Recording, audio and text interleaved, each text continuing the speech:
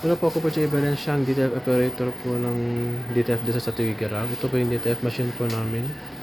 Na nagamit ng 6 na araw na may total meters na 13.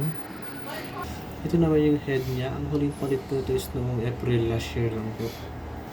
Ito naman yung copy na may 90% good condition. Head clean.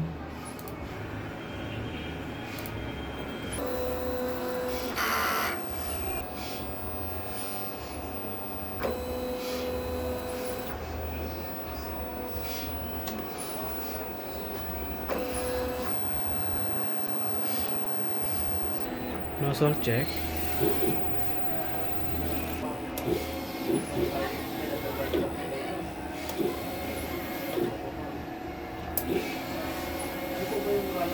Ito naman yung stock ng unused, DTF powder and DTF white.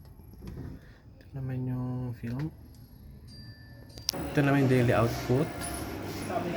Consumable withdrawal. And daily maintenance.